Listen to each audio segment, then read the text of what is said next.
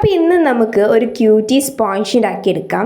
അപ്പോൾ ഈ സ്പോഞ്ച് ഉണ്ടാക്കുന്നതിൻ്റെ മുന്നേ ഇത് ഇവരുടെയൊക്കെ പേരാണെന്ന് ഞാൻ മെൻഷൻ ചെയ്തിട്ടുള്ളത്. അപ്പോൾ നിങ്ങളുടെ പേര് ഇതുപോലെ വരണമെന്നുണ്ടെങ്കിൽ ഒന്ന് കമൻറ്റ് ബോക്സിൽ പേര് ടൈപ്പ് ചെയ്തിട്ടേക്കൂ.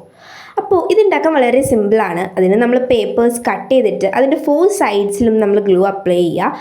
പിന്നെ നമ്മളുടെ കയ്യിലുള്ള പിക്ചേഴ്സോ അതോ ഡ്രോയിങ്സോ അതോ സ്റ്റിക്കേഴ്സോ ഒക്കെ അപ്ലൈ ചെയ്തിട്ട് ഒന്ന് മനോഹരമാക്കി എടുക്കാം ഈ സംഭവത്തിനെ.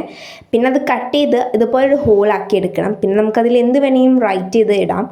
പിന്നെ നമ്മൾ വേറൊരു പേപ്പർ എടുത്തതിന് ശേഷം അതിലേക്ക് നമ്മൾ ഇഷ്ടമുള്ള കളർ ആഡ് ചെയ്യുക. സോ സെയിം ടൈമിൽ നമ്മൾ അവിടെ പ്രോസസ്സ് കഴിഞ്ഞിട്ടുണ്ടാവണം. എന്നിട്ട് നമ്മൾ ഇതിൻ്റെ ഉള്ളിലേക്ക് കുറച്ച് സ്പോഞ്ച് ആഡ് ചെയ്യണം. സ്പോഞ്ച് വെച്ചിട്ട് ഇത് ഏകദേശം ഒരു മിഠായിയുടെ രൂപത്തിലൊക്കെ ആക്കി എടുക്കാം നമുക്ക്.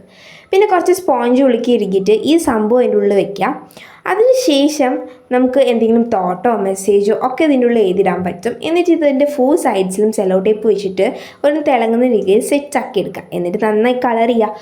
സോ അവസാനത്തെ ലുക്ക്